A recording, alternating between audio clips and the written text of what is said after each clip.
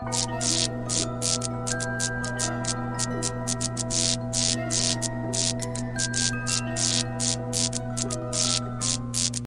yes, people, welcome back to another episode of the Ghostoul Podcast. It's been a week, and it's been a good week. Firstly, I'd like to thank everybody that's been watching the episodes over the weeks.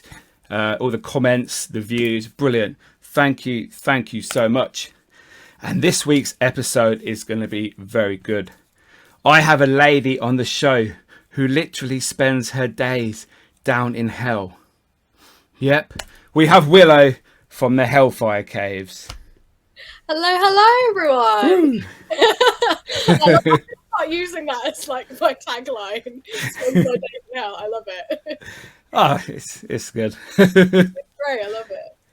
So how are you?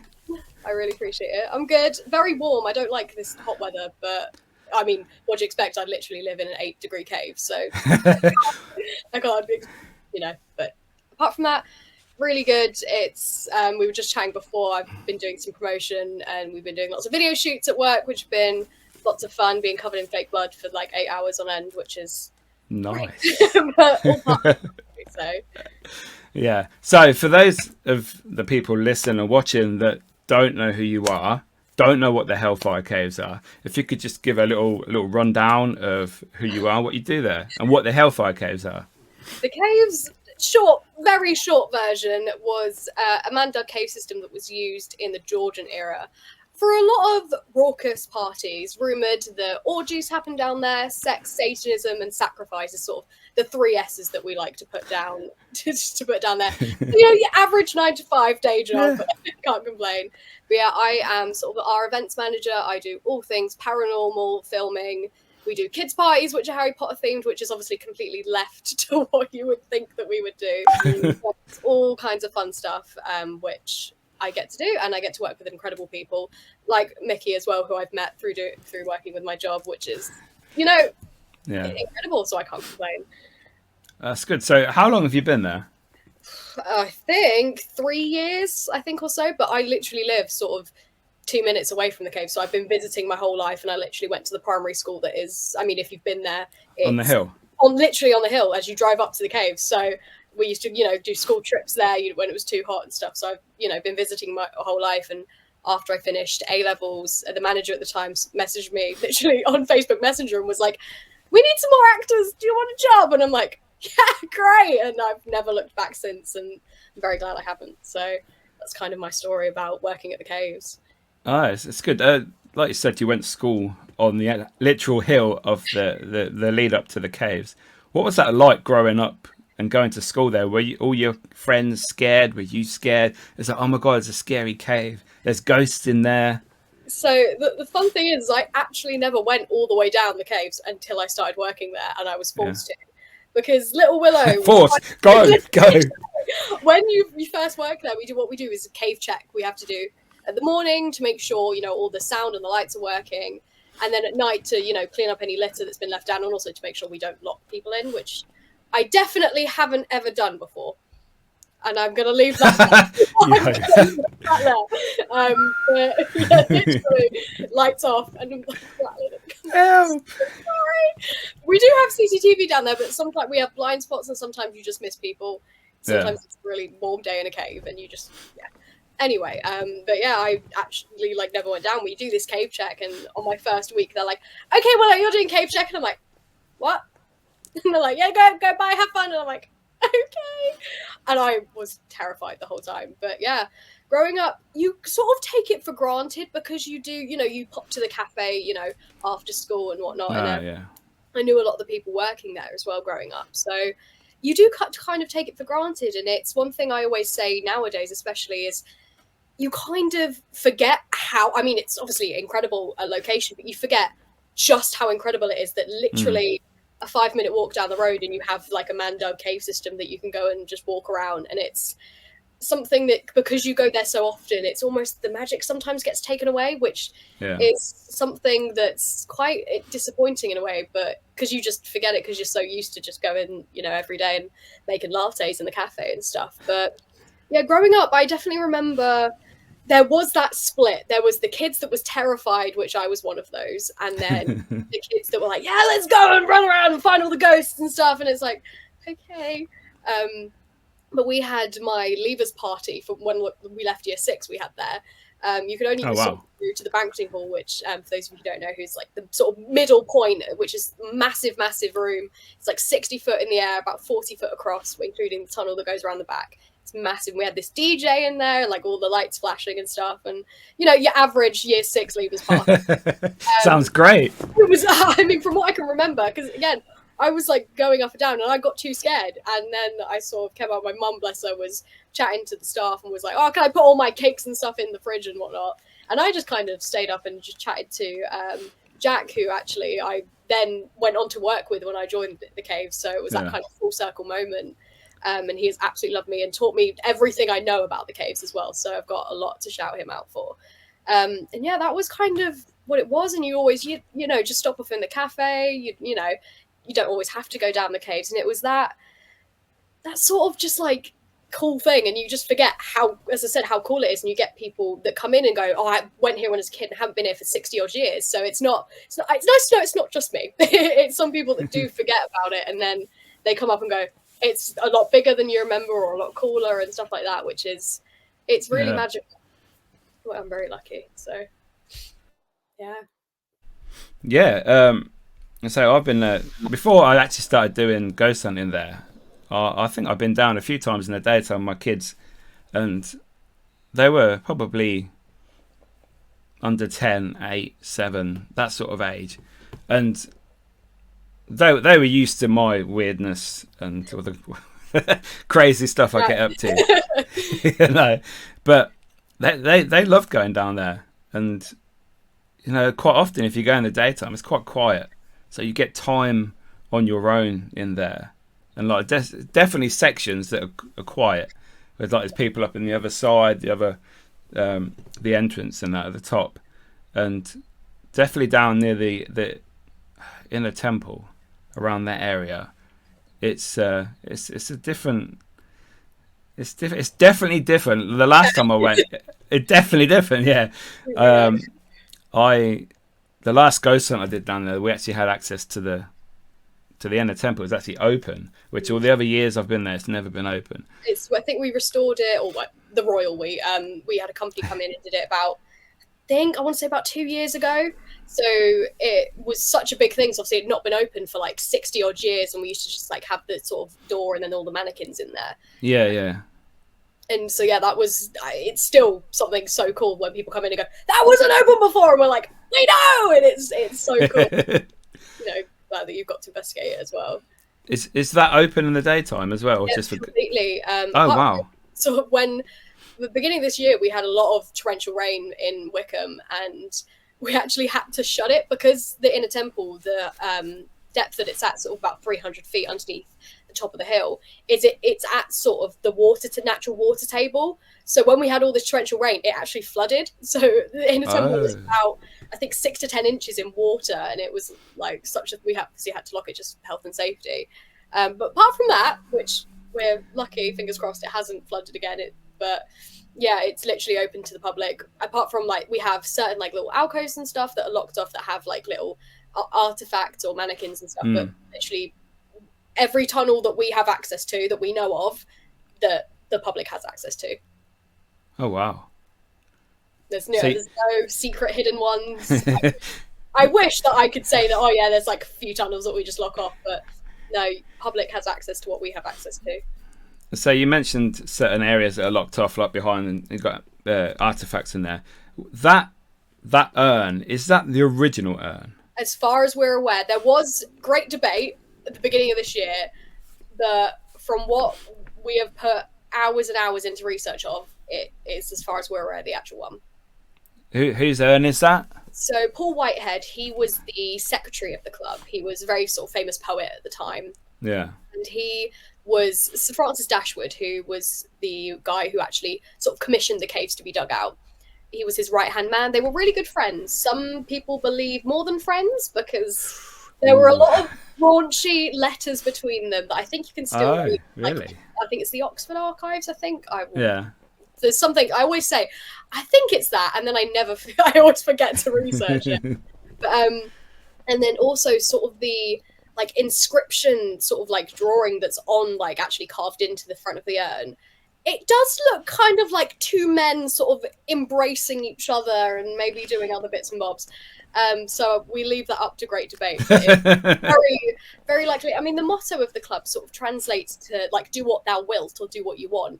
And we always say, just for dramatic on our tours, that the Hellfire Club most definitely did do who and what they wanted. So it wouldn't go as far to, believe it. But so yeah, they sort of liked drinking, partying, women, maybe men as well. And they just really got on well. So much so that Dashwood sort of made him his secretary. And he used to sit in that alcove and sign people into the meeting, sort of to, make sure everyone who was invited was in attendance. Yeah. And he also used to keep inventory of all like the food and the drink that would come in and stuff. And it's again sort of something to believe that, if he was taking down so meticulously, the name and address and occupation of all these people that were in attendance, was it that perhaps if they went talking that they could shut them up quickly? It was that. There's a lot of hearsay about this group. And when Paul White had died in 1774, he left two things to Sir Francis. He left £50 for the deposit for a marble urn and his heart. Nothing else, just the organ, his heart. And it was placed in the urn, and then there was actually this huge funeral march procession that was done around West Wickham that went, I think, 3 times around the lake in the estate. And then, you carted, literally on dramatic horse and cart, pulled this urn up and placed it in the mausoleum. And it's not even just in because there's a lot of the family members have these massive plinths sort of around the floor of the mausoleum. And then there's smaller ones that are sort of on the ceiling, and some that are actually on the top of it. Yeah. But his is actually on one of these bottom plinths and has this sort of really ornate sort of structure that it's sat upon with inscriptions on it. And then eventually we know that the Georgians were really weird people. And when after the club sort of dissipated, they actually exhumed the heart or the urn from the mausoleum and decided that, what would be really cool was if for a few pennies people paid and you could feel the heart. Oh. They were weird. And it was said to be in 1829, sort of the size and looked like a lump of charcoal. So, yeah. Gross. Yuck. So yeah, and in 1829, I think it was, that it was stolen and never to be seen again. A lot of people believe, and I think it's most commonly believed as well, it was an Australian soldier that stole it, but that's as far as we know. So yeah, it is the actual urn that we've literally measured. There's old sort of videos and documentaries and stuff, and we've tried to compare the breakage in it and stuff like that, and try to measure all the detailing and stuff. But yeah, as far as we're aware, it is pretty much guaranteed to be real. So that's pretty cool. That's crazy. And the fact that you've actually still got that. Yeah, it's very damaged, but I can imagine. It's very old though. Yeah, it's 250 odd years, yeah. I think. I'm not doing maths, I can't do that in my head. But yeah, it's sort of our only original piece that we still have in the caves, which we're very lucky. And obviously, £50 in, the 1700s is what, probably I think last time I checked about 8 to 10 grand now. So obviously it's priceless, but monetary value for this sort of deposit for this marble urn that he left, it's a lot of money. So we are very protective over it, as you can imagine. So do you know the history of when the caves became public, when they were open to visitors? Do you know anything about that? So I believe, I can't remember the exact year it was, but it was sort of in the 1950s, 1960s. And there's actually quite a funny story behind sort of the journey in them becoming public. So you have Sir Edward, who's the current baronet. He is our boss, Sir Edward Dashwood. He is the 12th baronet. Oh, wow. Yeah. Still in the family. Oh, that's quality. Yeah, he's so hands-on. He always comes, checks in, we're okay, grabs a Magnum and goes. But he's genuinely such a lovely bloke. And they still live in the manor house as well. That's literally, my house backs onto the estate. So he's over there somewhere. But no, yeah, they're still in the family. And his daughter, Victoria, is our managing director as well. So it's so nice that it is still in the family after so many years. Wow. And his dad, Sir Francis, there's so many Francises, Sir Francis the 11th, he was the one who actually sort of made it all, open and safe to the public. And he bought it off his dad, Sir John, who was the 10th Baronet, which are the three sort of important ones.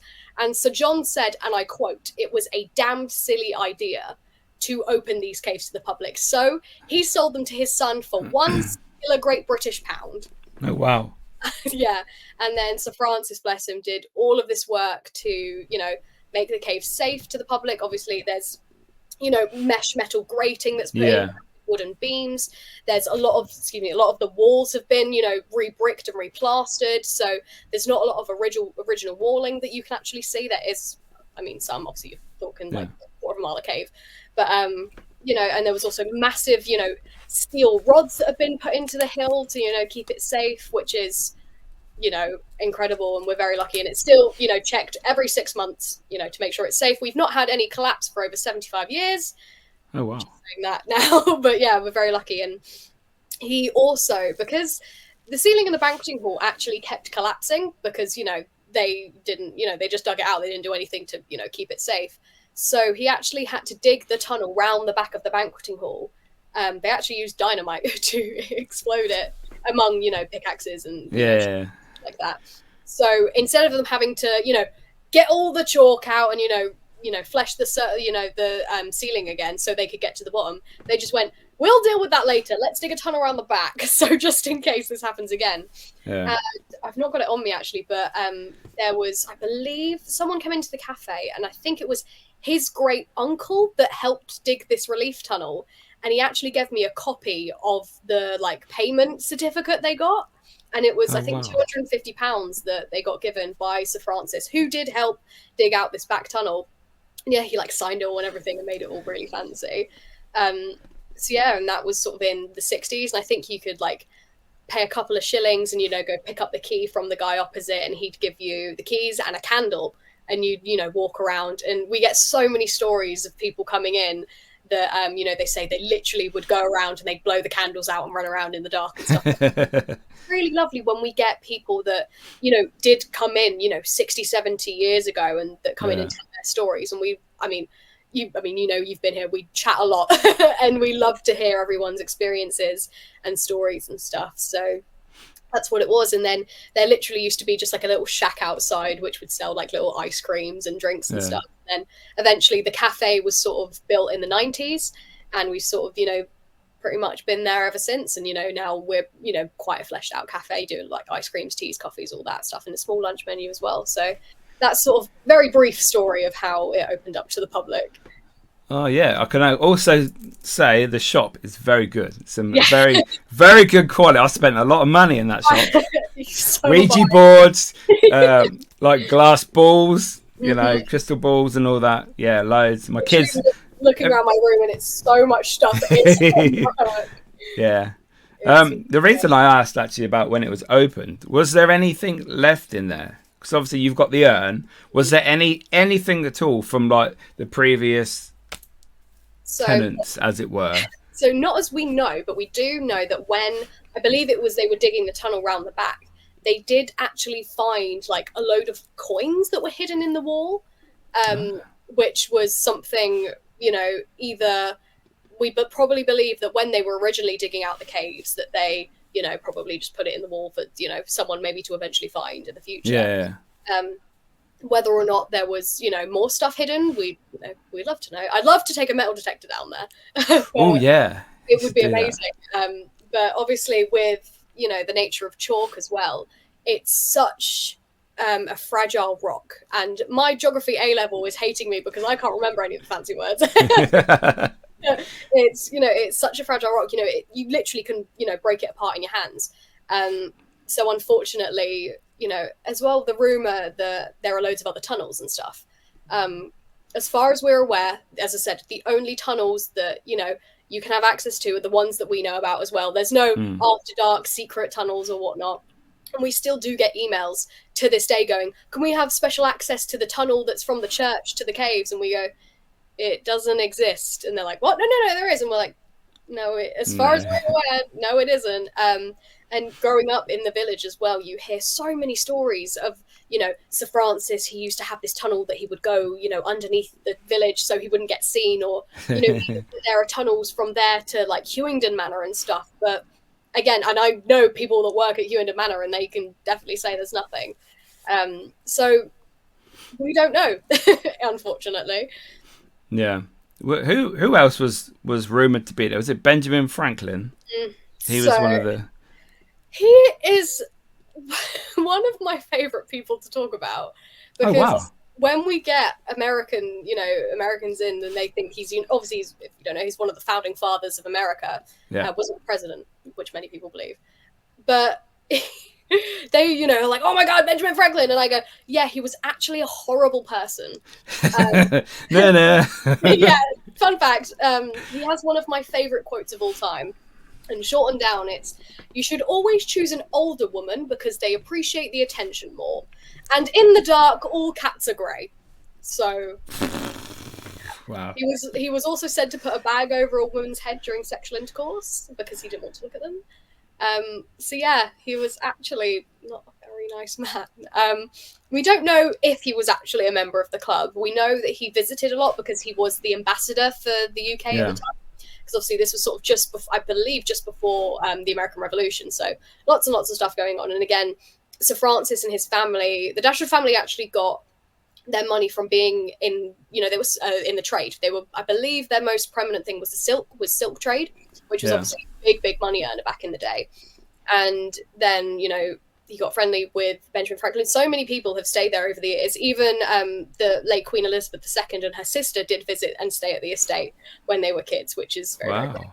There's pictures at the estate of it, and I love seeing them every time I go. And Benjamin Franklin did say that Dashwood's assets were as gorgeous above as they were below. So, again, it's one of those things that we can't confirm or deny, but let's be realistic here. So, I mean, there were so many, members of the club that, say Benjamin Franklin is, the most notable. But William Hogarth, who was also a very famous painter and architect at the time, he was a member of the club, and he was the guy who actually carved all the faces into the walls that you see around the caves. Dashwood commissioned him to come in and carve all of the faces of the members of the club into the walls, which is very interesting when you find out the face of the devil's carved into the walls down there as well. So just to stop you, I was going to ask about that. All the little like horror faces and that, they're not recent then? They are original. Because I always thought they were like put there recently or last 10 years or so, just for like Halloween and they were actually original. Yeah. So the one, I don't know if you remember, sort of as you're coming down, you have the urn sort of bit there. On the right, yeah. Yeah, and there's the face with the big triangle hat as well. I don't know if you know that off the top of your head, but that's sort of there as you go around the circle. That was actually meant to represent Sir Francis Dashwood himself, because he at the meetings, men used to dress as monks, women used to dress as nuns, and Dashwood would dress as the Pope. So, nice. Pointy hat. Yeah. So you can kind of get what these people were into at those times as well, but it's forbidden stuff. There's like faces with like upside down crucifixes on them. There's one that we believe to be the Earl of Sandwich, John Montague, who was also a member of the club, as he was often depicted wearing like a big sort of illustrious like turban sort of headwear. And there's one that you can see that has, his face, and then it looks like this sort of head, very ornate headdress, and then like there's horns on top of it as well. So again, sort of with a lot of this sort of demonic or maybe satanic, symbolism going on there. Well. But yeah, original, which is really, really cool. I think I've counted about 45 to 47, I think was the last count I did. And I can't remember if I counted the same one a couple of times. Wow. I've not seen that many. That's crazy. There's a lot. Some of them are like smaller, some of them are bigger. And it's you can tell which ones have been done recently and which ones haven't. Because obviously, we are open to the public. We do, unfortunately, get a lot of graffiti and vandalism down there as well, which is something that you'd like to think, you wouldn't go and touch the Mona Lisa, but you would carve your name into a wall of a cave. But, and it's quite sad when you go, that one's new. You go, yeah, you spend too much time down here when you can tell which is new. But yeah, I think 45 to 47, which is very impressive. William Hogarth is one that sometimes shocks people as well. John Wilkes, who was also a member of Parliament, he was a very important member of the club. Thomas Potter, he was a poet at the time. It was people like the son of the Archbishop of Canterbury was a member of the club. Frederick, who was the Prince of Wales, the King's son, was a member of the club, and sort of that's how one of the reasons that it got found out, because the message got to King George, one of the King George's time, sort of, that this club was going on. So it's a lot of very important people doing things that they wouldn't do in the public eye necessarily. Because you think in the Georgian era, it's all about appearance. That was the era of a lot of like big, very colourful costumes, even sort of to extent they had obviously like the big sort of wigs that they'd tie back and sort of have all the ponytails, and women would be in like the big, very poofy dresses sort of thing. So it was all about appearance and having a lot. It was assets was such a big thing. So there was, I believe, actually a craze of in England of people digging sort of caves and or making these illustrious sculptures. You think like the Dashwood estate, they have all these like little temples and little properties, and then they have like the statue of Venus and stuff like that on the estate, which is a lot of, again, very symbolic. But these people sort of have all their illustrious parliament jobs and and perhaps even royal duties, but then they have this sort of secret club that they can go to and sort of have their darker fantasies acted out, basically. I suppose they wouldn't be caught then, would they, in theory? Again, that's sort of one of the reasons that they moved to the caves, because originally, sort of club history, the club originated in the early 1730s, and I believe they called it the Dividante or Divante, something like that club, and that was again by sort of Sir Francis, and I can't remember the other guy's name because there are so many men to remember, and they actually sort of started this club in the basement of a pub in London. And it was more of a club for the fine arts. Again, a lot of these men were poets, musicians, of art at the time as well. And they would just gather and, apparently just discuss these finer things and what they were enjoying at the time. And then eventually Sir Francis bought Medmedan Abbey, and he restored that and sort of moved his meetings there, which he imported a gondola from Venice so they could cross the sort of river there and whatnot. They were very weird people. He restored that because when he did, the abbey was in ruins, and unfortunately the abbey doesn't exist to this day, but it is sort of a big fancy house now, which is I have been past. I've not been in, but I have been past, which is very cool. And then eventually in 1755 they moved sort of their meetings into the caves, and it was said that they would have these two big meetings which they would call full chapters twice a year. And that was where they would, invite all of the members. They had sort of these superior and inferior members of the club, as they called themselves. So the superior members were said to be about 40 to 50, which again sort of just does tie in that sort of number of faces that I've found carved into the walls, being sort of 45 to 47. Then you do have the brothers of the club, which they called themselves, because the club was never actually called the Hellfire Club ever in history until recently when it was given the name. The club was the Brothers of Sir Francis of Wickham, or the Friars of Sir Francis. Again, religious symbolism sort of thing. So yeah, they were never actually called that, which is a fun fact.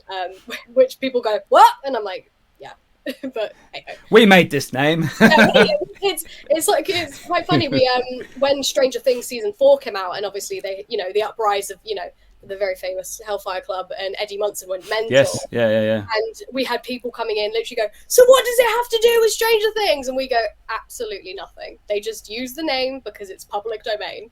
And they're like, what? And we're like, yeah, it's not real. I didn't use, the club was never called it. And people left very disappointed, unfortunately, that Eddie Munson wasn't wandering around the halls. But, hey ho, sorry. Oh, wow. You get kids coming in that go, oh, was it D&D down there? And we're like, no, 7-year-old, and I'm not going to tell you unless your parents want to go home and explain what an orgy is to you, which I'm not for. But, we let people do that. Viewer discretion is advised. And, we sort of, these club was so weird. They had inferior, superior, and then the brothers, sort of the elite sort of members. Yeah. And it was even sort of when you go past the banqueting hall, which again the big room in the caves, the drips. All of the drips. It's raining. And fun fact, which I love to tell people, is when you go in the banqueting hall, it's sort of just left of the church. So if you get dripped on, it's body juice from the graveyard. Oh, I've experienced body juice. Yes, and because people go, wow, it's so cool. And I'm like, you might want to close your mouth.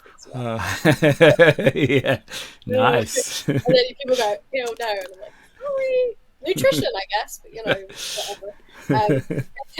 And these 12 brothers were allowed past the banqueting hall, sort of to the lower parts of the cave, which is again, sort of, they had all this symbolism. And then you cross the river Styx to the inner temple, which was so, again, so symbolic, which was very fancy and I love.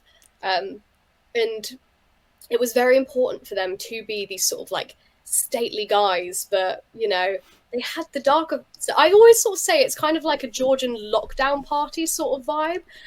And, it was all these, very important things they didn't do in the public eye, which is just fascinating. Yeah. But, they felt free to do them down there. Yeah, definitely. And it's, again, sort of them acting on, I guess, natural instinct and urges. And in the banqueting hall, the 4 alcoves that have now got statues of Greek and Roman gods in there, which is, again, nothing original. But they used to actually have curtains drawn across them and beds inside them. I can imagine. The notches that you see sort of on, so you have like the bases of them and then like the doors sort of set back. You have these notches, and all of these notches were actually said to be tally marks, and it was them sort of marking how many people they, quote, took to bed in these alcoves. So again, it's a lot of symbolism. Didn't know that. Yeah. Learning things. I know too much about this place. That's good, because it means you're doing your job, because you have to know more than we do. It's when you sort of realize there's so many different little things, and it's some people want to know about the Dashwood family, so you've got to learn all that. Some people actually want to know about cave and stuff, and it's like, okay, cave, I can do that. And then you're learning all the little bits about the club and all the symbolism, and you do you do have to learn sort of the boundaries as well. Sort of people just go, oh, they were Satanists, but it's like, no, because then that sort of paints it in a bad light as well, because it's Satanism isn't all about worshipping and summoning the devil and all this and that. So it's a lot of things you do have to take into account and you do have to learn, which is very fun. But then all is in your brain is cave knowledge. And it's quite funny. It's if you ever come in the daytime, there's like this audio track that plays, and the entrance door has this like really weird sort of almost medieval tune, and then it goes into the information. And when I promise you that all of the staff can recite those audio tracks over and over again, and I do a lot of performing arts, and when we get to a point, it's like, oh, Willow, can you test your mic? And it's say something, and I'm like, and then I just go and start talking the audios from work, because it's just default. But we're very lucky that even people they come in and they share stories with us, and we learn different things, and it's not just all about general history, it's not just all about paranormal, it's so many different areas to learn about, which we're very lucky. That's really good. So why is there a river down there? It's not real. The river Styx is not real, is it? No, so the river Styx is, I believe, from Greek mythology, and it sort of symbolizes the sort of marker between heaven and hell. Not heaven and hell, sorry. Like the living and hell. And you used to, I believe it's like you would pay the ferryman and then he would let you into the underworld. So again, it's that kind of like you have to cross the river Styx to get into the inner temple. And it's kind of like, you're leaving all of your sort of living, essence behind, and you're stepping in to a pure evil, like demonic sort of location, essentially. And again, they used to have like stepping stones there. And so again, it's not like a real river, but when they dug to that point of the caves, they did actually find sort of a natural water spring, because I said it's sort of down at sort of the water table level. We're talking like 300 feet underground. So they did sort of find this water table, and then they sort of just accentuated it into this kind of like S shape, which just curves around the river. And I do have to admit, the stalagmites and stalactites are fake. They're not real. Completely fake. They're made out of like fiberglass, rolled up newspaper, spray foam. Don't tell everybody. It does say in the entrance tunnel on a sign there. So I'm like, do you read the information? If I'm telling you this, like, no, like there you go. And you can actually, excuse me, you can see like the grates that they're all cable tied to, which is quite fun as well. Yeah. So it's definitely when you go down and it's all dark and you've got all this glowing red and blue and that. Yeah, it looks quality. I love it. It's quite an ambience we try and set down there. I mean, obviously in the day you think it would have been pitch black, and even if you come in investigations, you literally cannot see your hand in front of your face. No, you can't. It really does sort of put your senses out, and with the echo as well, because it's all gravel underfoot, and it really does sort of it's quite an out of body experience. Sort of if you're down there, especially if you're doing an investigation and you just ask a question, then it's just silent, and all you can hear is the drips, or maybe very occasionally like distant footsteps. And it is terrifying, even for some people who work there. You do catch yourself, if I'm wearing the wrong trousers and my trousers are brushing up against each other, I'm like, who the hell is behind me? It's you never get used to it. It's quite scary, but and it is the natural human instinct. You're underground, you're like 5 minutes from the surface, and people can't hear you scream once you go past. I mean, apart from me, who has an 120 decibel scream, then hidden talent. But if once you go around that sort of first corner and go down past the urn, you can't hear people. If you scream at the top of your lungs, you cannot hear. People can't hear you from the surface. So it is that like natural fight or flight instinct, around if lights are off especially. And it's quite damp as well, so it sits heavy on your chest. Yeah. And it naturally sometimes, again, we do have people that it just panic them and we have to get them out, which again is just natural human instinct, which is something that was really interesting to see how different people do react to it. Because some people are completely fine. It's not it's not something you have to crawl down. It is quite, spacious. I mean, for me, I'm only 5'2", so I'm never hitting my head on any of the ceilings at all. And they are quite wide, but there are only certain points that you can't pass each other, but it's, not many. It's normally okay, isn't it? Yeah. And I normally class myself as quite claustrophobic, so it's fine for me. But it is really interesting to see how people do react, and some people are just, or even if some people are fine during the day, but in the night when the lights are off they freak out, or even vice versa. Some people, because when they can see it freaks them out, and it's really interesting. Have you ever been to Dublin? I haven't. No, not to the Hellfire. Have you? I was going to say, have you been to your sister location? I wish I could. And so many people do. Sort of, we've had like YouTubers come in and they've done us, and then they say, "Oh, we're going to Dublin tomorrow," and it's like, "Can I come with you?" It's quite exciting. So we actually have some people filming with us this weekend who are coming back. I can talk about it. Amy's Crypt, who filmed with us. I watched them. They were actually my first ever YouTube video I filmed at the caves, and now they're coming back this weekend. So we're very, very excited. And we've been like texting each other all week, like, I can't wait to see you and stuff like that. And so it's really, really exciting. And they recorded with us a couple years ago, and then they've done Dublin. So now they're coming back to us. So it's really exciting. I can't wait to get the stories from there. I've done the Hellfire Club twice in Dublin. Scariest place I've ever been to. Really? Oh, because it's on top of Montpellier Hill, and you have to walk 30 minutes through the forest from the car park to get there. At night time, like, it's public. Anyone can walk up there if you're stupid enough.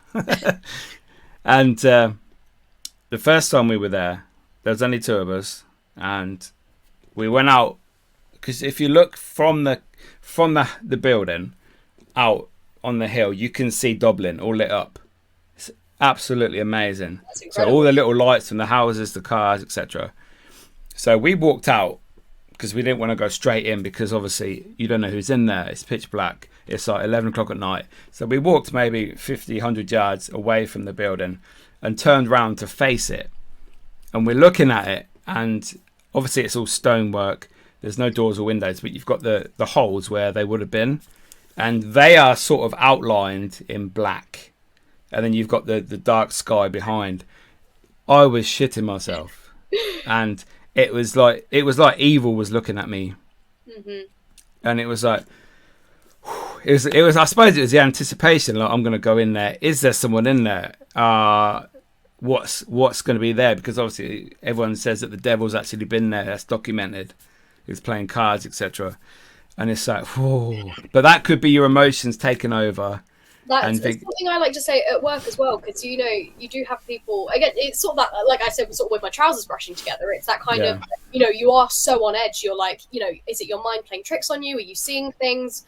But it's when you see something like that, it's that fight or flight. You're just like, holy shit! Like even when you look at like the caves sort of all lit up, that entrance is like, that's awesome, menacing. It's But yeah, I completely get what you mean of like looking somewhere and going, nah, I'm all right. I'm good. Bye. So that's, it's incredible. I'd love to go there. It's definitely on my bucket list. But you should do. Hopefully one day. So So you mentioned Amy's Crypt. Have you had any other YouTube famous TV shows, people there? We have a list of things. That you've actually worked with? I have had, the most notable is I've worked with Sam and Colby. And they sort of they were my opening eye to sort of the world of doing like influencing, and it's not that I do it it's not something I lick to, but they've sort of, since I've worked with them, I've done a lot more stuff, and I'm very thankful to them. And might I say, they are genuinely some of the nicest blokes I have ever worked with. You're always, any place, any tourist attraction I've worked with or been to, or just know people that work there, you are always very dubious when you get big content creators come in, because you're like, you never know what they're going to be like. And I said this to the guys themselves. I was like, you're kind of like, oh, they aren't they? And I was freaking out. I'm like, I have watched these guys for 10 years. I would literally, when I saw the email, I was like, we need to get them in. And everyone's like, why? And I'm like, just please. And literally there's videos that I've got on my phone of like them all recording outside, and I'm sat in the back with my colleague going, I'm freaking out, I can't do it. I'm like, cool, calm, and collected, and I think I did a good job in the video of trying to not look like I'm freaking out, but I can assure you I was literally like this the whole entire night. And that video, I'm so glad it's documented, because that night is genuinely the worst night I have ever had at the caves experience-wise. That is the first time I've ever had to remove myself from an investigation anywhere, because I genuinely thought I was going to be sick. And I was like, I know they'd keep it in the video for content, and I respect that. I don't want myself throwing up on the internet. Yay!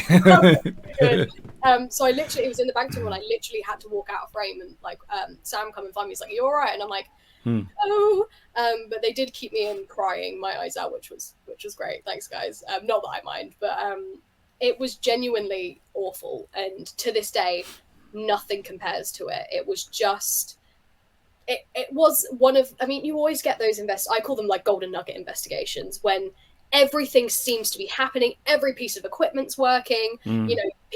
People are seeing things, people are getting touched or whatever. You have those really special investigations, and that it was just like nothing I've ever seen before. And I'm still quite skeptic, I'm like, if it slaps me in the face, I'll believe it. But then it's things like that, and I'm like, I just can't explain it. And that they were absolutely lovely. They were to work with. I've also worked with Tom Horton, who's a comedian, a stand-up comedian. Very funny, I will say. I'm not just trying to stroke his ego. He was lovely. I recorded a in-person podcast with him for his podcast Bad Manners, which was all about, again, like manor houses and that sort of like stately homes and all like their secrets and stuff like that. Oh, that's a good name. It was, I know, I was kind of with Bad Manners, and I went, oh, it took me a second. I get it. And that was really fun, but we did make the mistake of, so we were like recording live, and we walked up the hill to the mausoleum while still recording, and then at the end we're like, we're just going to take 5 minutes because we were so out of breath, so that was quite fun. But like other like stuff I've done, I worked on Beetlejuice 2 last year at work. Fuck off. No way. That was so cool. Yeah. Wow, what, they filmed at the caves? They filmed at the caves, and they were on the estate for 3 weeks filming. So in the trailer, the scene where all the choir boys are singing Deo and they have the funeral of the dad? That's actually behind my house. In the field behind my house, that was filmed in. Wow. So what, did they use the caves as well? So they were planning on using the banqueting hall and then the courtyard as well, and the surface. Yeah. And they like made it all. kind of like almost like we were being used like for like Transylvania, like the Transylvanian castle. Yeah. So they like changed like all that information signs. They had a big Iron Maiden in the courtyard, which I was like, can I touch it, please? And they're like, yes. I was like, I was literally every like little goth girl's dream. It was amazing, and the crew were lovely as well. Yeah. And then they had on the day they had sort of this guy. I don't know if he's like one of the mains, but he was all like dressed up as Dracula, and there was almost like it was an open tourist attraction. And Tim Burton was literally coming in, like using all of our merch in the shop. And he's like, "Can I use all this?" And I'm like, "Yeah." I was literally, genuinely, again, absolutely lovely bloke. Only bloke that was in skinny black jeans and a leather jacket in the middle of July, though, last year. So, it's Tim Burton, what do you expect? But he was lovely, and that was definitely a kind of a pinch me moment for me of, you know, like, what the fuck is going on? And the shot was Winona Ryder and Jenna Ortega, who obviously play Lydia Dietz and like her daughter in the film. Yeah. The second one, like walking from the entrance to like the like middle of the courtyard, and Tim Burton actually vetoed filming in the banqueting hall because he didn't like it. Just wasn't, you know, it's Tim Burton. He has a very specific vision, and you're not gonna, you know, no qualms to his decision. But yeah, they did shoot in the courtyard, which again we're hoping is still in the film. That is crazy. I was going to say, was there any of the main characters there? Yeah, so they originally were going to use the cafe as like cast holding, but they didn't in the end because they were actually only with us like shooting for like less than an hour, I think about 45 minutes, because they didn't shoot in the banqueting hall. But yeah, so we do have like a little videos of like filming the cameras of Winona and Jenna walking from like the wow, that's crazy. That is. Yeah, and obviously on the estate they did have all of them, which was yeah. Which, you know, our land agent likes to tell us lots of stories about that. And he was sending us, because he actually still had to monitor it. So he was sat on a hill, like 5 minutes away, watching the action happen and stuff. But yeah, that's probably like the coolest thing that I worked on. You see, the thing is that you're going to get that because of your location. And that's just like, oh, wow. Yeah, we've got like Batman and Beetlejuice turning up today. It's like, what? Yeah, what have we had at this? We've had a lot of smaller stuff. We've had Johnny Vegas, his series, which is literally, I've mentioned it, it's gone out of my head. But I believe it's going to be either this year or next year's like Christmas special of his show. I can't remember what it's called, but he was again absolutely lovely. We had the new BBC series of Great Expectations film with us. That was my first ever like big filming I had, and that was big. That was like 400 crew. That was mental. But that was again sort of a pinch me moment as Finn Whitehead, who he's been in like Dunkirk and stuff, and again I was like, oh my god, like, hi, here's your hot chocolate, I hope you like it. That was really cool. Midsummer Murders we've had here.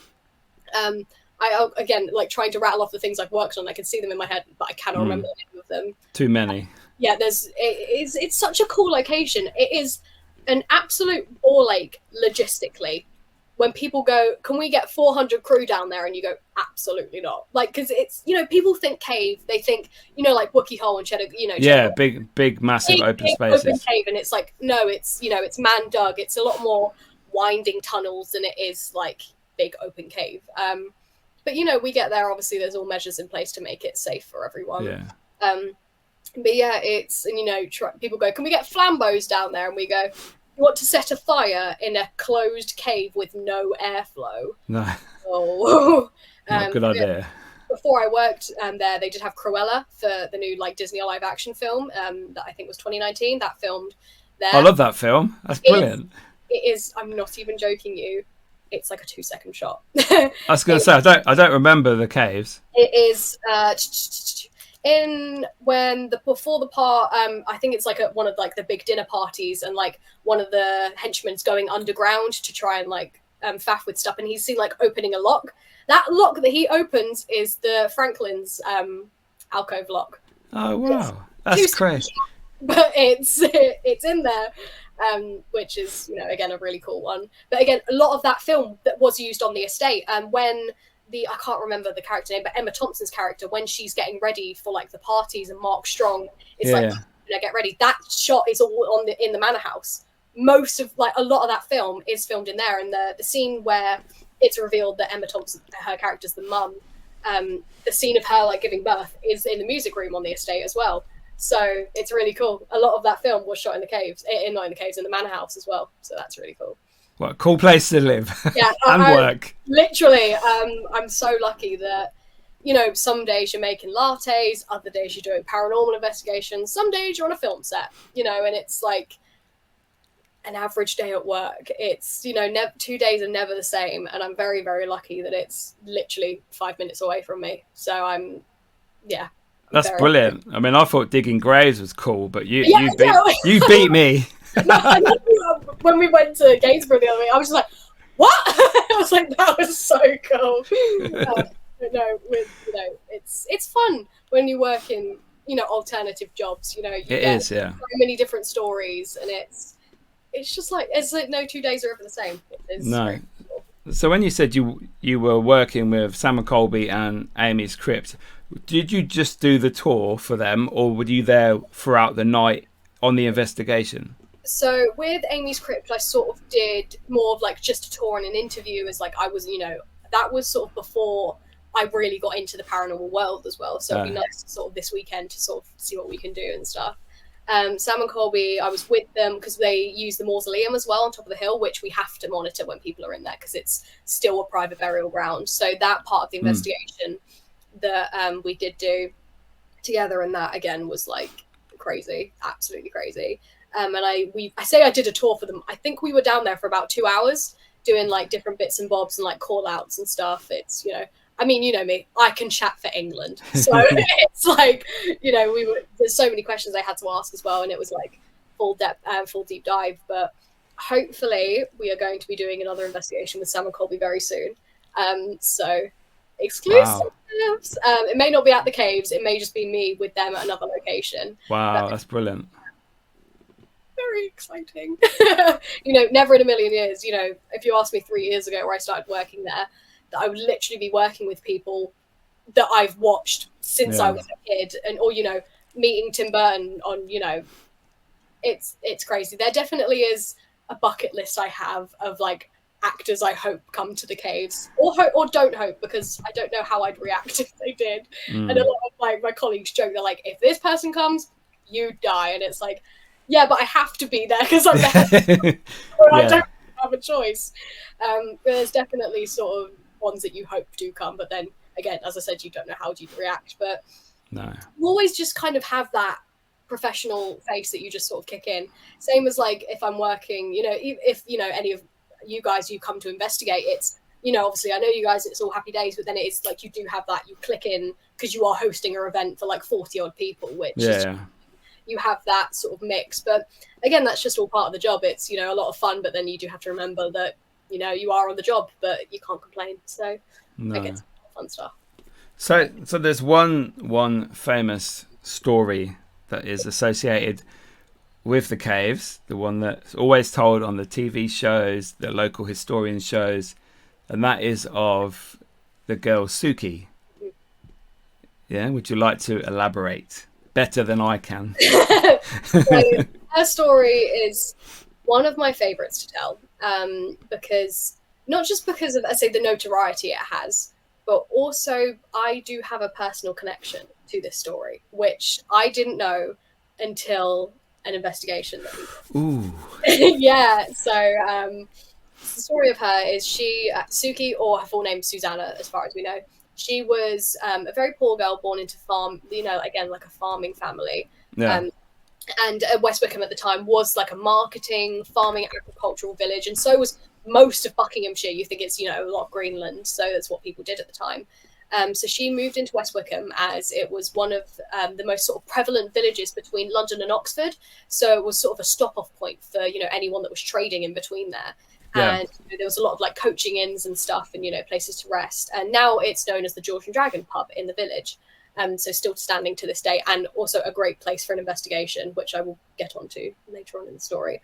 And she was one of the maids there. She lived in room 12, because it depends on the era, but it's often a lot of the housemaids either lived on the top floor or like at the bottom floor. In this case, there's 3 rooms on the top floor that they lived in. And she was, you know, working one day, and apparently she, you know, would she was someone that wanted a lot more for herself. You would think if you were in that much poverty, you'd think, if that was me, or what if we do nowadays, you think, what if I win the lottery, that sort of thing. And she apparently fell for one of the local lords that was sort of like coming through. And it was said that later on in the day, she actually received a letter underneath her bedroom door.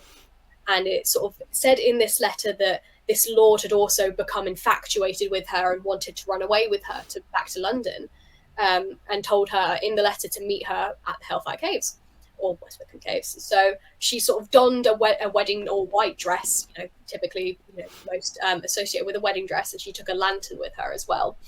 And she was sort of, took the slow walk, which is, uphill to the caves. She got to, the sort of courtyard sort of entrance, and she didn't find anyone there, but she did hear a voice calling her from within the caves. So again, had a lantern, and you think, again, just by, candlelight, you're walking down the caves, and eventually she came into the banqueting hall, sort of, again, the halfway point, big main room. And she didn't find this lord. She actually found, believed to be, 3 of the local village boys down there. And they burst into fits of laughter. And apparently they had actually tricked her and sort of, saw that she was making eyes at this guy, and then, thought he really prank her. So she obviously was so angry, and she apparently picked up some rocks and debris off the floor and threw them at the guys. She was so, emotional and full of, anger, that she'd, not that they had tricked her, but also that she'd fell for it as well. Humiliated her. Yeah. And they, again, being young lads, again, they thought this was even more funny, so they started picking stuff up and throwing it back at her, until eventually something struck her in the head, and that she fell to the floor. Now, the story ends in different ways. Some people believe that they panicked and was like, shit, what have we done? She's on the floor, and just dashed and left. And either she eventually, people who were coming to restore the caves or visit the caves found her body, or some people believe that they actually didn't panic, and they sort of took her body back to, back to the Georgian Dragon, or what is the Georgian Dragon to this day. And they explained that she visited the caves, and they went down as well, and they found her like that, But the one that I most likely believe, and is the most likely in my opinion, is that she didn't actually die instantly from the wound to her head, but it only knocked her out. And eventually she was extremely concussed, but she did come round, and she managed to sort of crawl and feel her way back to the surface. But when she made it to the top, because it is quite, it's quite a long walk, it's physically, I never get used to it. I'm still huffing and puffing when I get to the surface. And I do it every day. But she eventually got to the surface, and then collapsed, and eventually passed away from exhaustion and this wound to her head. So that is sort of the general story that we hear. And people, there are sightings of her not just within the caves, but also at the Georgian Dragon, and sort of on the hill as well, that is the West Wickham Hill that the caves are dug into. And a story that I love as well is that my half-brother, his dad actually has seen her, and he still to this day refuses to tell me the story because it scares him that much. The only reason I know this story is because him and my mum have told me, and that he was doing it because he used to know the guy who lived, I believe, on the house that's sort of off the side of the church. And so visiting, and then was driving back down, and actually swerved his car and almost went into a tree to get out of the way of this woman. And he was like, shit. So he got out the car and panicked. No one to be seen. And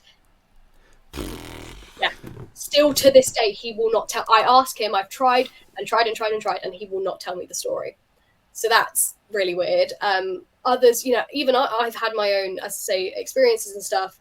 When I was a kid, walking to, the school that I went to, and apparently I was, walking hand in hand with my mum, and I started waving at the the window at the top middle of the George, and my mum's kind of like, what's my kid doing? She's like, who are you waving to? And I'm like, oh, the lady in the window, and I keep waving. I'm like, she's waving back at me, and she was like, what is this kid on? And she's like, oh, describe her to me. And I say, oh, she's got long brown hair, and she's all in white. And I'm like, okay. And then apparently my mom has never moved so quickly. She literally grabbed my hand and stormed down the village, because she's like, what the hell?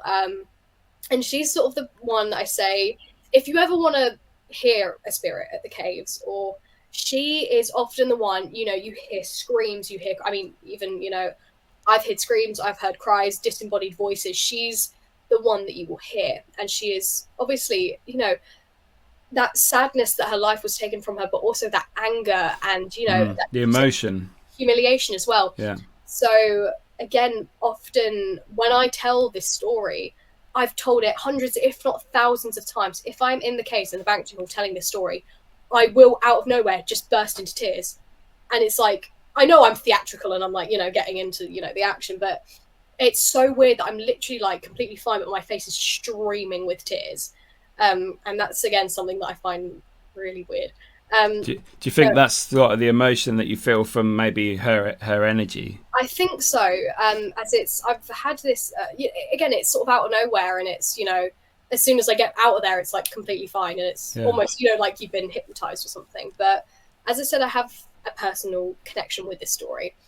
Okay. And a lot of people believe, and it's sort of like an old wives' tale said at the caves, that you're always, you know, brought there to work for a reason. You know, people that work there have, you know, like a purpose to be there for some reason. And it's, you know, you've got to find sort of that purpose, or whatever it is. And I did an investigation, God, I can't remember when it was, but it was with Mark, who's a member of Just Paranormal, and then a few Hello, Mark. Well, yeah, shout out Mark. I have him to thank for my paranormal journey. Bless him, he has done so much for me. And we did sort of investigation of like the churchyard on top of the hill, and then we booked room 12, which was said to be Suki's room in the George and Dragon. And, you know, I've been to the George and Dragon, again, hundreds of times. It's my local pub. I've never actually been up to the rooms before until this point. And it's sort of like you have to go through like a little section to get up there. So I'd never had any reason to. So, you know, we have a drink, and I'm, you know, saying hi to all the, you know, locals and whatnot. And then we go up to this room, and I'm not even joking you. The overwhelming deja vu that I'd got was like something I've never, like almost like someone walked over my grave, and I literally stopped. And Holly, who was with one of my colleagues and good friends who was with us, sort of turned around and was like, "Why? What are you doing?" And I literally was like, I feel like I've been here before.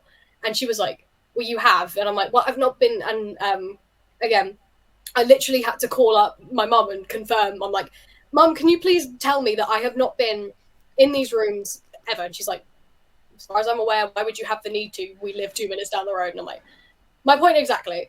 And as I was walking up this sort of stairwell, I was sort of describing how I felt that this room should have been, or that at least I remembered it that way. And again, it was literally, I was going like, "Oh no, this, you know, this picture used to be there," and all that sort of thing, because the pictures that were there are actually passed down through the owners, and there's some that have been there for years. And then again, we get up to these rooms, and again, it's like that kind of, Holly to this day is like, "I've never seen you like this," because I was like, you know, running my hands along the walls and sort of like, you know, creaking on different floorboards, like they weren't supposed to creak that way. And again, it's that I barely remember any of this night. I only know it because bloody Mark was like voice recording the whole bloody night. So it's how I know that there's some of these stuff that I said.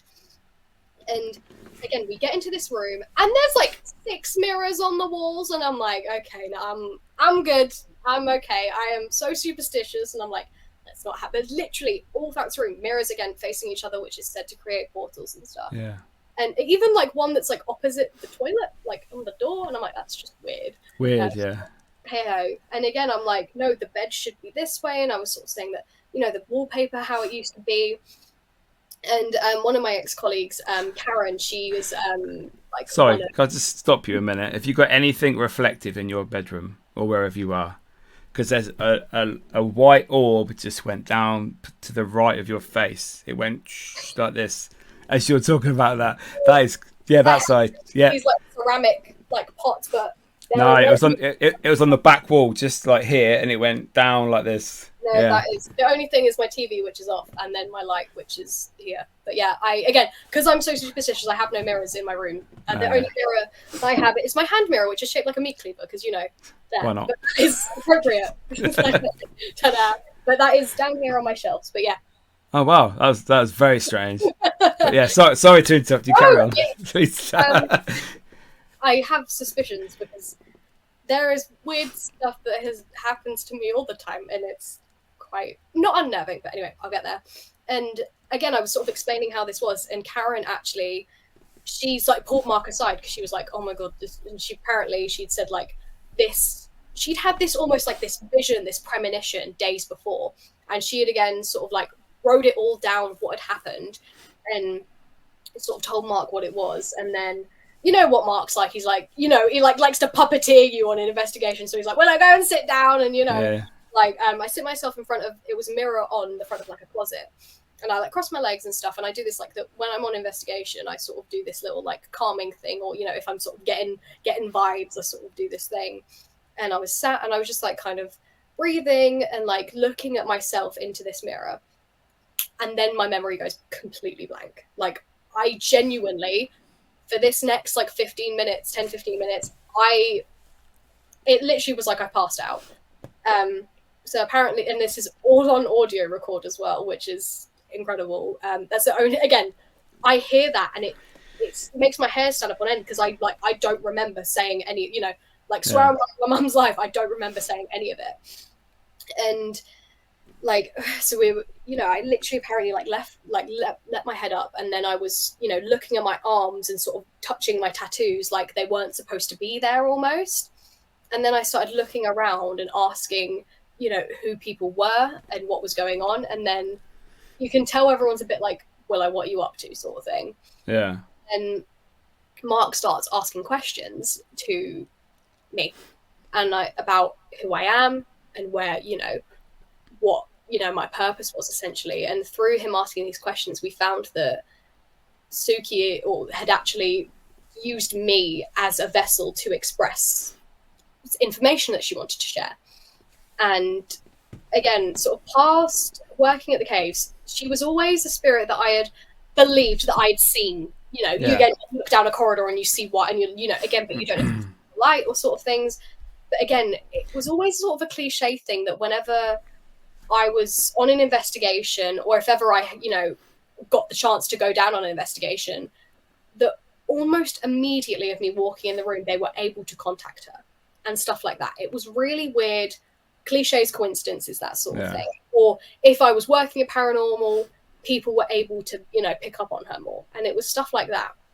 So again, this is apparently something that Mark wanted to investigate. So he was asking me questions and say Suki was using me as a vessel to pass information over, and that she wanted people to know that my spirit, whatever my life energy, was actually someone she knew in a past life.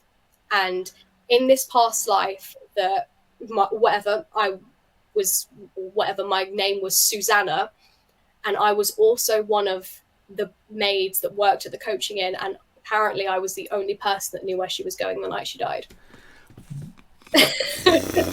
See, I thought you were going to say I was Suki in a past life. No. Wow, that is crazy.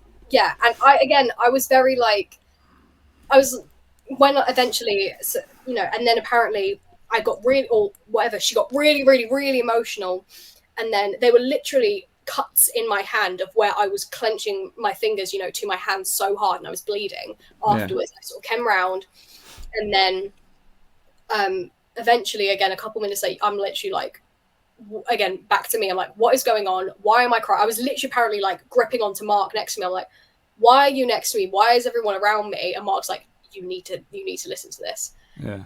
And again, that was something I was kind of like, surely I was just like tripping or something. Someone spiked my drink or, whatever. But it was crazy because I'm literally hearing this back and I'm like, I swear on my life, I genuinely do not remember saying any of this. And like, for me, I'm always, even, we get people that come into the caves and ask us to fake evidence and stuff. And it's always like, this place has a reputation for a reason. And I have never and will never fake in anything that happens on an investigation or fake evidence for people because no, why?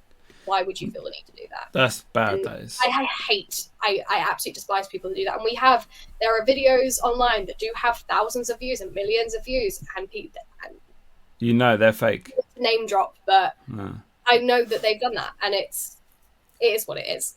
But Wow. again, I'm like, what is going on? So again, I'm like trying to look back through my family tree but again, I have not found anything. And for me, what was really weird confirmation that actually happened, sort of thing, was a few weeks later, we were filming, or we had a paranormal investigation come in, and there was also like a group, GSI Paranormal, that had come on that as well. And I had never heard of them before, and never met them. Absolutely, again, lovely, lovely people. And I believe his name's John. I think he's one of the members. He's like a medium, psychic medium. Again, behind you, straight across the room. Again, when I'm talking about this story, something weird happens.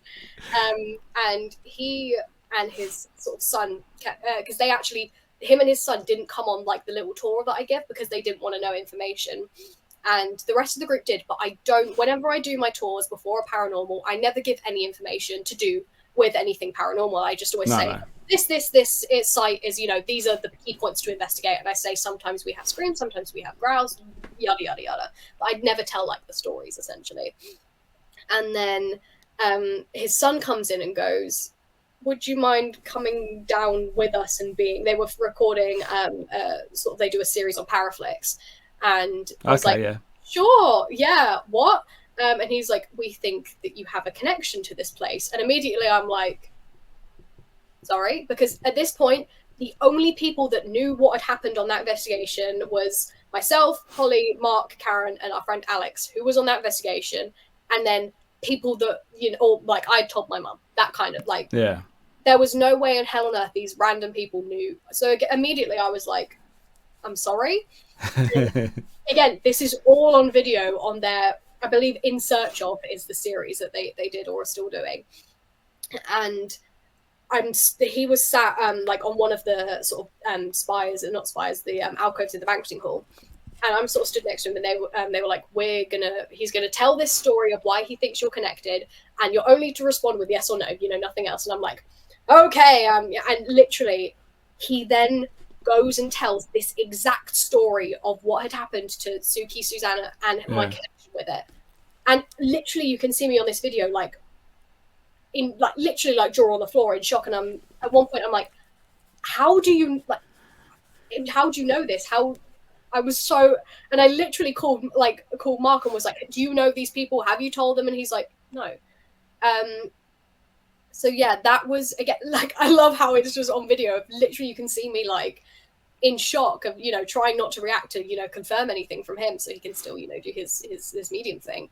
But that is insane. And it's, again, he was said to me, you found your purpose, or, that reason to work there is sort of to be someone that's there for her. And I was like, what the fuck? And it still, to this, it literally gives me chills telling this story, because it's something I don't quite still believe myself. And it's, I'm all, it's always do you believe what happens after you die? But it's almost given me a sense of peace, almost, that I guess that she finds comfort in me or in my energy or whatever. And again, still to this day on investigations, because people know this story now, people will ask me to come down, and more than 9 times out of 10, as soon as I go down there, either activity picks up or they are able to contact her. And I'm like, what is my little sphere of energy that just, it's insane. And yeah, the fact that he literally was able to spout off every single information about that was just that maybe you obviously make her feel safe. And I do believe very much so that we find eventually we find the right place that we need to be in life. And yours is obviously, you've done other things, but the fact that you lived there in the first place, is that a coincidence? Exactly. Is it a coincidence that your family were there and you were born there? Who knows? But obviously the steps that have happened to bring you to this very day where you are working, that, which is it's incredible. And again, that's something I'd love to relive, those two like investigation moments again, just to see it. And for me, it's just kind of, you don't really believe, it's so mind-boggling that it's like that is something that happened. And even again, I've had other people that have, you know, come in and said, you know, oh, or they get like equipment that will say my name or stuff like that, but not even like my full name with my, you know, Willow Victoria Randall. And I'm like, that's like, how does that do that? It's just, it freaks me out. And or there was one investigation, they come and did in the cafe, and they had like a spirit box sat in the middle. And again, they were sort of going around, and I was sat out back because I was like just doing paperwork or whatnot. And then I really wanted to drink, so I'm like, I'm so sorry, I'm coming into the fridge. And as soon as I walked out, it went Willow 13. And I just like that, like a couple of days ago, got my tattoo of my 13. And I was like, wow. Oh, what? And everyone turned to me and went, what? And I was like, no. You're going now. It's stuff like that happens, and you're like, I don't know what to do. And that's why I found sort of this passion of doing investigations. Like, I love to see like the little coincidences and little like things that are almost too good to be true. Like when we went to the old Nick the other week, I was sat in one of the cells on my own, and I had, you know, like little equipment around me. And literally that was the Saturday. And on the Thursday, a few days ago, I'd lost one of my dogs. He passed away. So I was very like, okay, brave face. And I'm like, I was like, I swear to God, if someone's like, has anyone lost a dog recently? I'm like, shh, fuck up. Like, I'm not in the mood. And I was sat in the cell on my own. And then I'm like, you know, just asking it questions and whatnot, wasn't really getting much. And then it just goes dog. And I'm like, and I was like, absolutely not. I was getting really angry. And this, again, 3 times in a row goes, yes, yes, yes. And I literally was like, nope. And I walked out of the room, and I went and was like, to D, I was like, I can't. How? Calm me down, bless her, because I was in such like what the fuck like state of mind. And that was again something that was a bit like, I'm good, I don't want to mess with it, I'm okay. And that was like a really weird moment, which again was kind of comforting now that you look back on it. But in the moment, I'm just like, nah, I'm like a Scooby-Doo sort of like, I've just seen the, you know, the monster, and I'm like, I'm okay. That was crazy. The theory would be not the fact that your dog is there, but the spirit knows about the passing of your dog, and it's like either trying to comfort you or just to say, look, I know these things, I am real. But, that was kind of a bit like, I'm okay. And obviously the night went on, and we had some even weirder stuff happen. In that theatre, that was very, very interesting and very Hellfire cave-ish stuff. My reputation follows me wherever I go. It was very interesting, yes. Yeah, but even like going back to sort of this connection that I have with her, and so Holly, my colleague, again, I've mentioned her many, many times. She's my colleague, and she is a complete non-believer. She says she believes in me and what I do and what I've, you know, seen here. Because I have no reason to even sort of when people say about like the videos that I've done and stuff, and they go, oh, well, surely that was what you did. And I'm like, I have not earned a single penny from any of these podcast videos, whatever I've done. I do it because I love it. Yeah. And I have not that I would if I got paid anyway, but I don't have any incentive to, you know, I don't make money off anything. It's just something that I love and I'm interested in. Yeah. And so she says that it was one time me and her were doing cave check together at the end of the day because we could. And I stopped at one point, and Willow went, and she went, Willow, I went, what? She's like, your hair's moving. And apparently my hair was a lot longer and I had it like tied up in a ponytail. And apparently I stopped, but my hair was still like swinging like a clock handle. Yeah. And I was like, okay. And apparently still sometimes like if we're together, she's like, your hair's moving, by the way. And I'm like, I know, I can feel it. And it's sometimes like it feels like someone's playing with the back of my hair. And I do have that on investigation sometimes, that I will like, if I feel myself getting really worked up or really emotional, without a doubt this feeling of something or someone playing with my hair, and I'm like, I kind of feel that's a bit of a comfort from Suki to sort of say, you're okay, and I'm like, thanks, you're with me. And again, like you said, that these orbs around me, it's like I get really bad deja vu, and I've had dreams and stuff where I think, again, it's that realm of sleep and awake, so you don't know if it's real, but I've woken up and sometimes I think I've seen a silhouette standing at the end of my bed of that, and I'm like, well, and whatever. But again, you can't confirm if that's no. But it's stuff like that, and again, I've had really weird things. Like there was one time I had a friend of mine around, and I was telling her all these stories, and we got into the story of Suki.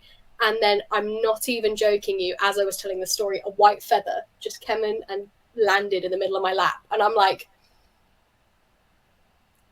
I can't explain it.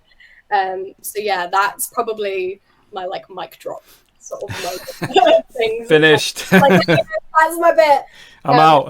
That is something that I don't really outwardly, portray and sort of go, yeah, hi, this is my story sort of thing. But it's when you have people that do come up on investigation and say that, either ask me to go down because they found this sort of thing, or do get stuff like that, it's incredible.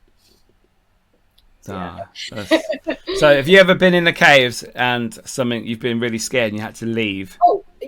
Literally, it happens. There are times where I go on cave check and I have to call my colleagues because I'm genuinely terrified.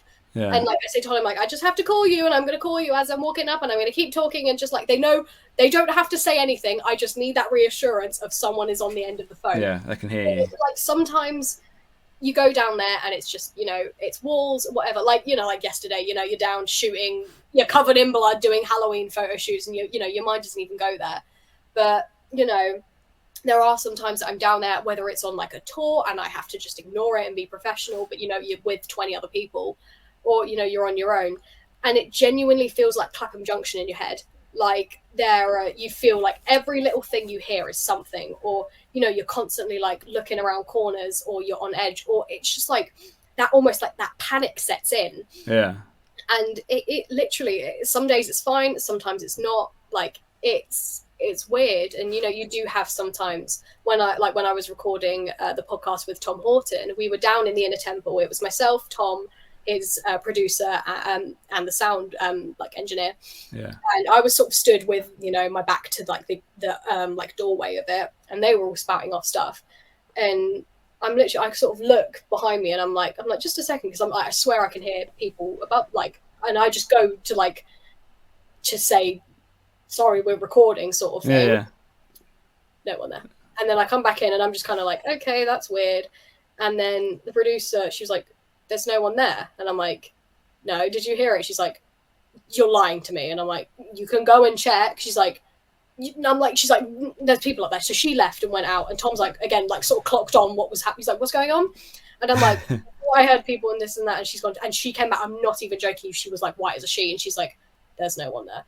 And I'm like, yeah. Welcome to the Hellfire Cave. And that was again something that's fortunately on audio.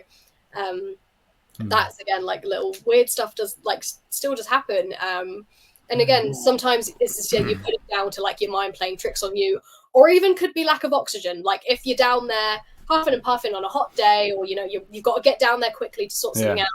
You have to put it down to those things, but there are other times where it's just too good to be true, essentially. What's the weirdest thing that has happened to a guest that's been in there? Anything stands out? Anything crazy? Anything, oh my God, let's call the ambulance? Anything? I mean, I had my hair yanked against a wall once, and I literally had a gash in the back of my head, and I had to go get stitches in the back of my head, and my mum doesn't know that, so just broadcasting that to the world. Don't watch, Mum. Yeah. Don't tell her. She'll watch what I show her. It's fine. So it's all good. But that's literally again, when my hair was a lot longer, I was still in the banqueting hall, and it was actually on one of Holly's first tours, and I was sort of just, watching a sort of bigger chaperone, making sure she got all the information right. Yeah. And again, sort of my hair, and I was like, did I just slip or something? And it was like, no. And then again, I'm like, I'm leaving, and I'm like, I'm just gonna go real quick. And that was really weird. I bet that freaked her out. Yeah, So, that was oh my God, what am I doing here? Yeah, bless her. She's like, I've done something. I'm like, you're fine. I was just like, I'm just gonna send someone else down, and I'm gonna go get them sorted. That was weird for me. But I mean, we get like people that come up with like scratches in their arms. I mean, it's happened to me as well. Like people have come up with handprints in their clothes in chalk, whether or not they've done that to themselves. But I've had that, and that was, you know, again, reason to decorate myself in handprints, you know, for different gigs, I guess.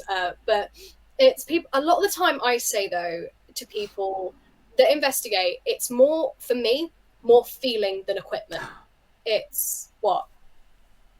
No joke, it looked like a feather just flew right in front of you. I hope this is being picked up on camera, because I can only see what's on the camera in where you are. Not that I can. There's not one on me. It came from above your left shoulder and came straight across, and it looked like a white feather. I'm just gonna move out of the way. There's not. Unless it's falling behind my chair. There's genuinely not. Yeah, but why would there be a feather in there unless you've got a bird? Yeah. This is weird. This is weird. Sorry. This is cool. I'll let you know if I find one. But I mean, I'm black and there's nothing on me, so. Wow. To what I bring. Weird things happen whenever I'm anywhere, so I just kind of accept it at this point. Wow. Yeah. Sorry, that's really like throwing me out of whack. Yeah, I mean, people, you know, we get people that, you know, you're average, you know, you get voices and stuff like that. But yeah, I mean, there's not anything that immediately stands out, you know, that someone's had like a pentagram carved into them or something like that. Well, no one's fainted or had a heart attack or like fallen over. Again, bringing our good friend Mark into the story again. I'm not even joking you, on 2 occasions I have had to literally run down and drag him out of the caves, as he was just not there. And this was on an investigation with GPS, and we were watching the cameras, and he has these specific shoes that he wears that always reflect on the lights of the caves, so we always just like send him pictures of just his shiny shoes.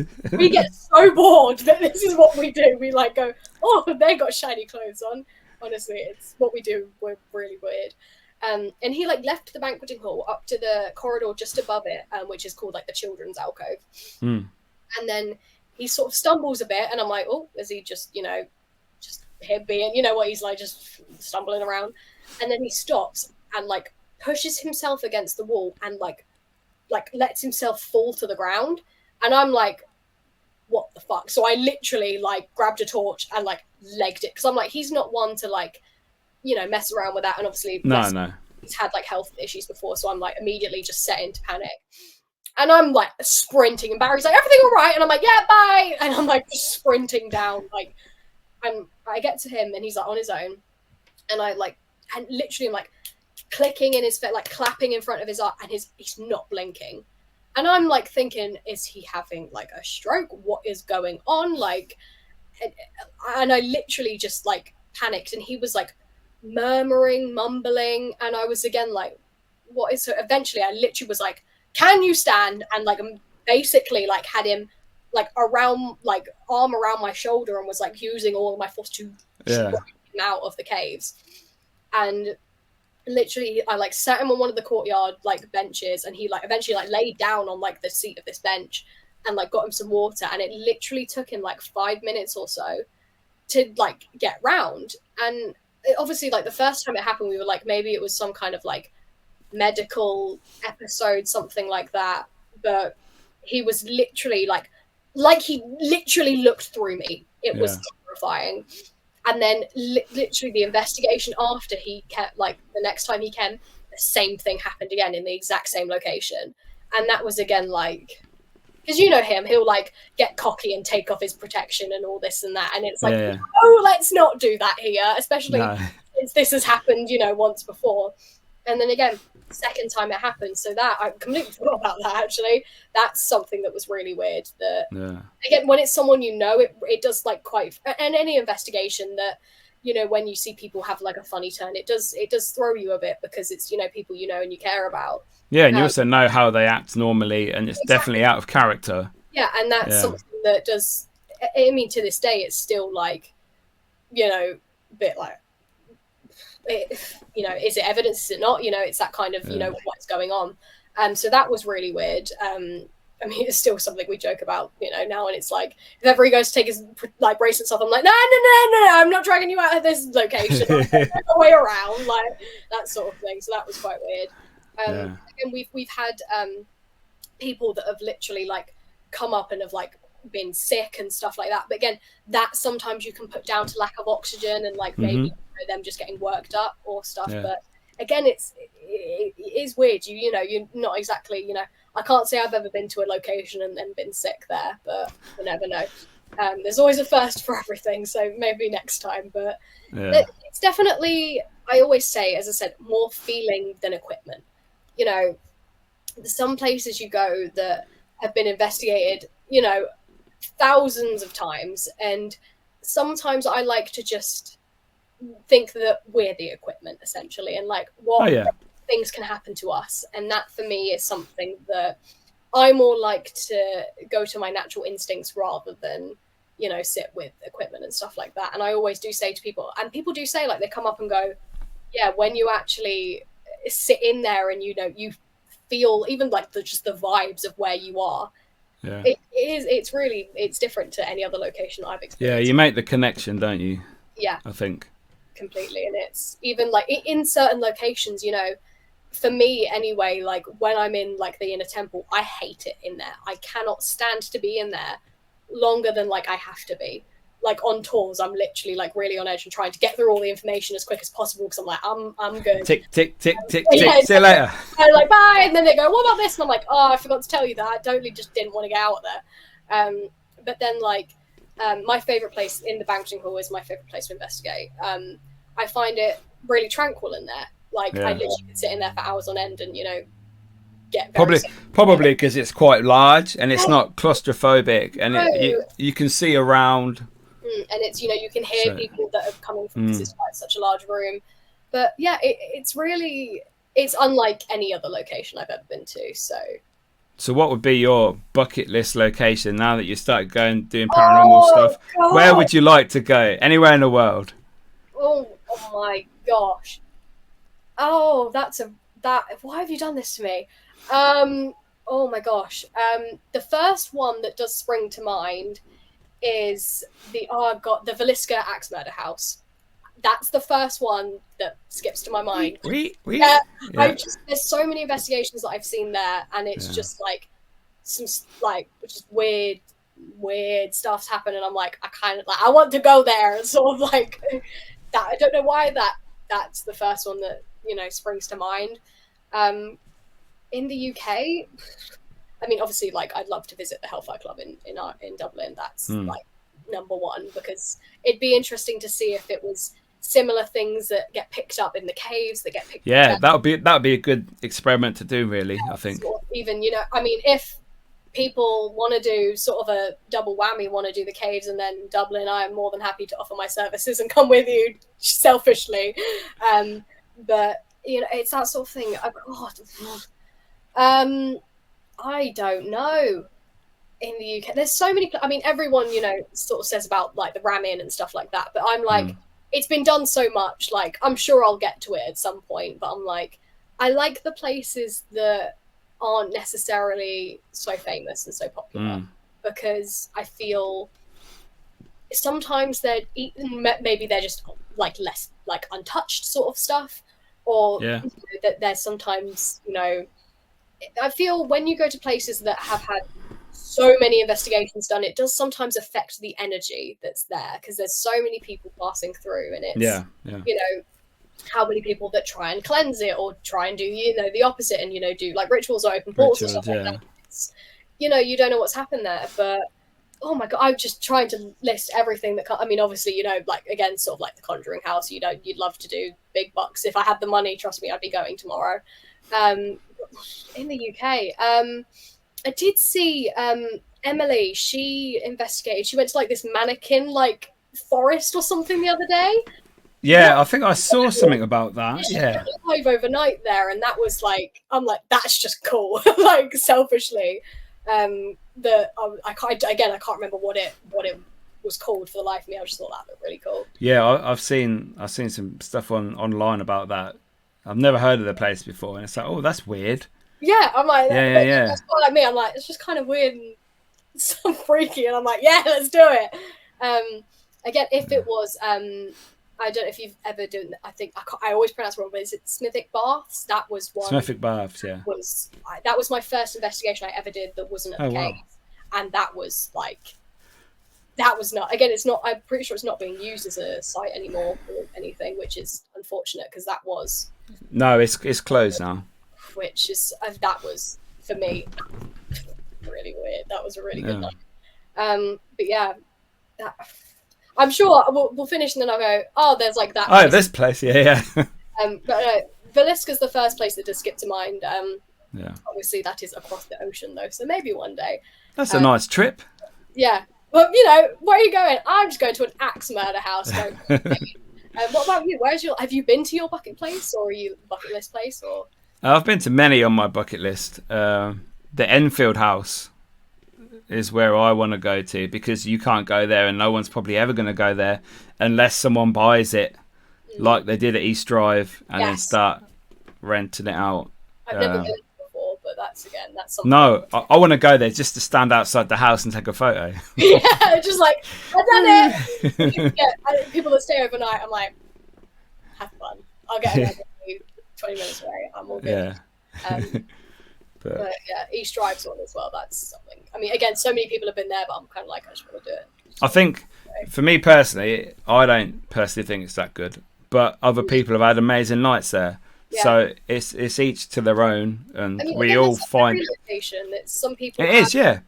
There's some days at the caves that people go down there and who have been there loads of times before, and sometimes it's absolutely dead, and that's just you have to accept as a paranormal investigator that there's some nights that you will get absolutely nothing. Some nights, obviously, you get maybe nothing at the start, or it picks up, or it ebbs and flows, and then sometimes you get those, like I say, like those golden nugget investigations that just everything seems to be happening. But that's just something you have to accept, sort of being in the field, I guess, essentially.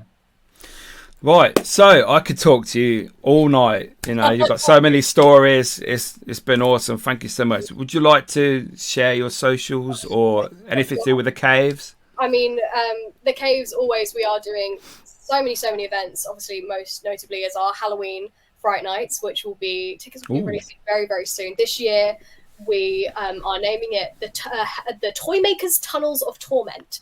So it's the story of this famed toy maker who eventually went insane through trying to recreate the soul of his lost child within some toys.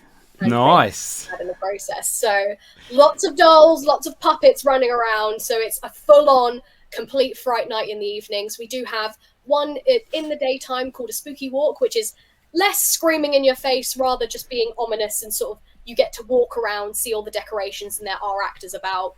And then we do have our slightly Fright Nights in the day, which are for your little ones. It's 3. They're not the same actors that are in the evening. They're different characters. Well, the same people, myself and other people, but different characters that will be there to give you quests and sort of adventures to go on around the caves with a little bit of a Halloween twist. So tickets for that will be going out very, very soon. And if people are wanting to be scare actors, we are always looking for actors. So my social media is all willowr.x. My surname's Randall, so willowr.x is all my social medias, or Willow Randall. But yeah, please feel free to get in contact if you guys have any stories or anything to share about the caves, because I'm always wanting to learn. But thank you so much, Mickey, for having me on. I really, really appreciate it. Thank you.